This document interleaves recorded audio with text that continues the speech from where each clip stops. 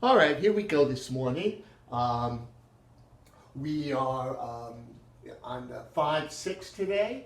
This is video number 67, and I decided to introduce addition and subtraction this morning so you can get going on that. I'll come up with the assignments shortly that will be appropriate for what I've talked about in these last 3 videos, including today. It would be 4 videos, and I'm totally aware of the fact that you did a lot of this in 7th grade. And I put up like a 7th grade problem here on the board, and I'm going to cover addition and subtraction, basically using these geometric figures so that we can get a better idea of what's going on, and then maybe introduce a little later some other ideas associated with this. So let's take a look at what we have here. We have an irregular polygon. Addition is obviously what we need to find the perimeter of this polygon. As we look at the polygon, we should ask ourselves as good 8th graders, or actually high school kids, what are these things here? They're algebraic expressions. They're in the place of numbers, okay? And we'll talk about what b could be. Is there one variable here? Yes. So all I have to do is add these 3 sides together, and I'll get the perimeter in terms of b as a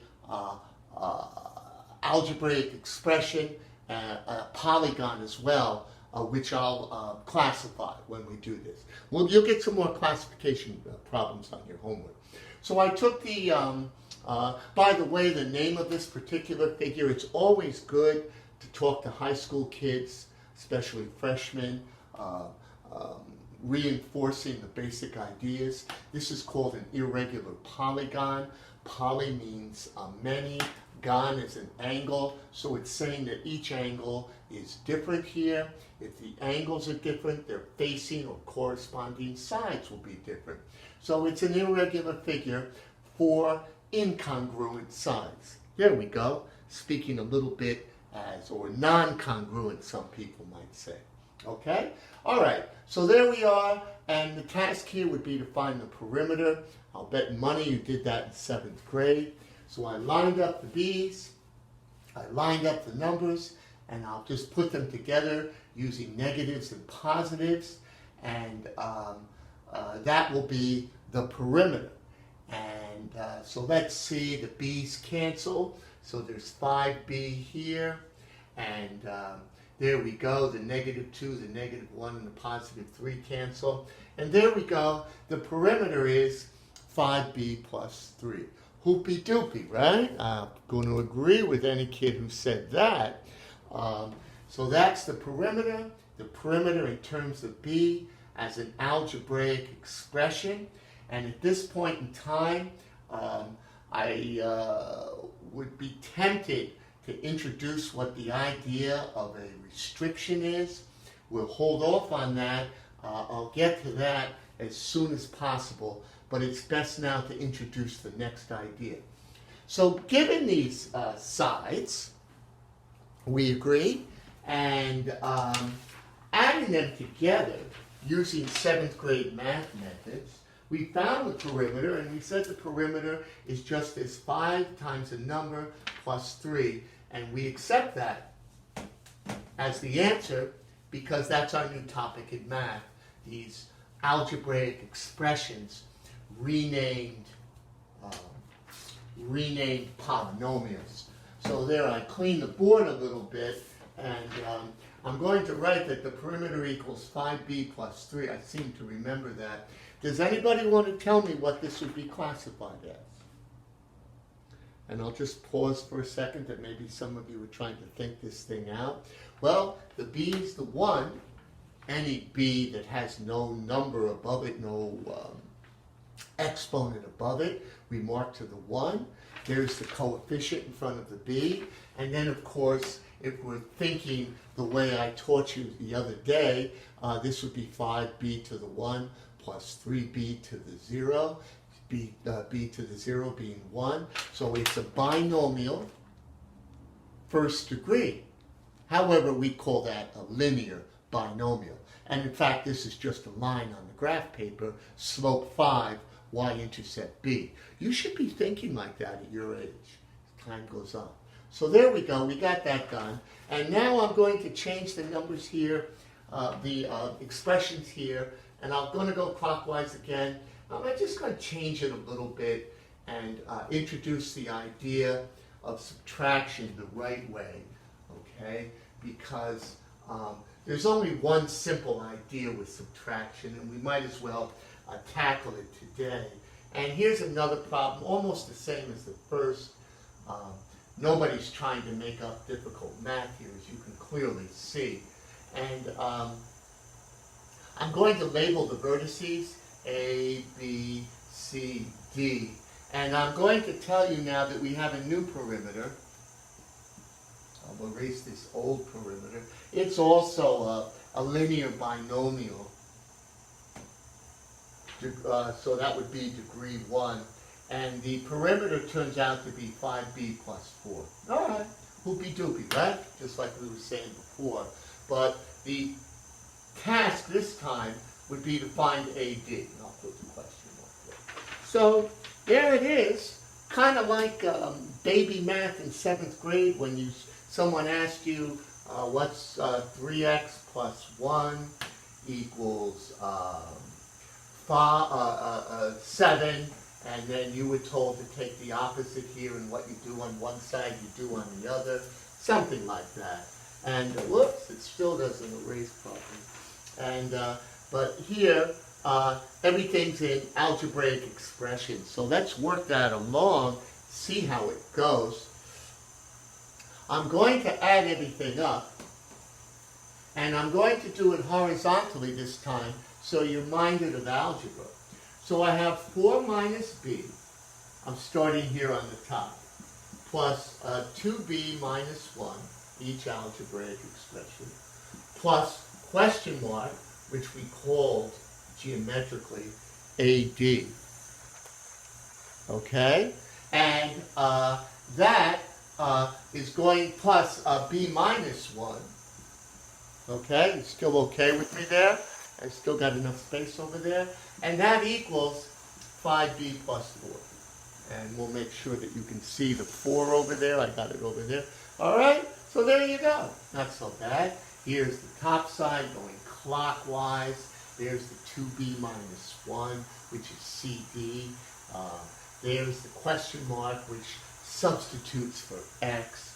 And there's the b minus 1, which is the AB side, which we missed. So, how do you do a problem like this? Same way you do algebra, okay? Combine like terms, take the opposite. So here, we'll do the b's first. So minus b plus b is 1b, plus another b, okay? And make sure that as I work here, try it again. Where's, okay? So minus b plus 2b is b. Plus b again, or we could look at it this way, is we get 2 b's, and that takes care of the b's. And now I put together the numbers. 4 minus 1 is 3, minus another number is plus 2. Make sure that 4 minus 1 again is 4 minus 2, which is 2, and that equals 5b plus 4. Oh! What are we missing here? Oh, think about it, kids. The 2b plus 2, sure, that belonged there. But what else belonged there? There we see it. 2b plus 2 plus, that's what we were looking for. So the question mark, like I said, becomes AD. It's just like the variable x. And now we introduce the idea that most of you know about. What am I taking the opposite of? Well, subtraction means, in this math, that you take the opposite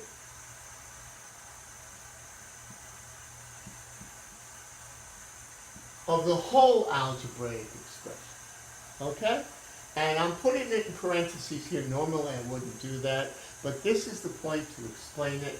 Everything that's positive becomes negative. Everything that's negative becomes positive within the idea that you have here of brackets.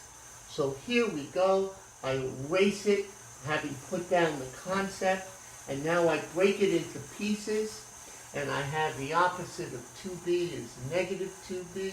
The opposite of 2 is negative 2. What you do on one side, you do on the other side, and this is trying to tell you b's with b's, numbers with numbers. These guys cancel, and then we put the bar down here, and question mark equals 3b plus 2. So there you go.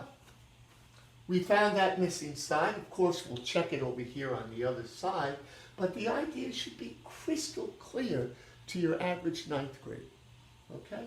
That when you subtract, you have to subtract the whole thing. And that thing was the sum of these parts right here. So let's do a check over here. We'll move the camera just a little bit, and we'll check over here. And we'll add our sides again. We'll start here. 4 minus b, 2b. Oops! Here we don't want to give ourselves extra work. No need for that. Sorry about that. Sloppy and careless. Here we go. And there we go. So we have minus b plus 4, 2b minus 1. Our new answer, which is 3b plus 2. And finally, as we finish off here, that other missing side, b minus 1. And now we're adding up here, and we add the numbers, and we can clearly see that everybody cancels here. So we get plus 4, and then the b's over here cancel. And there we go with the so-called check that you learned at the very beginning of 8th grade.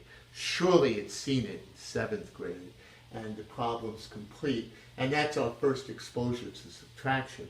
So keep that in mind. It's a simple idea.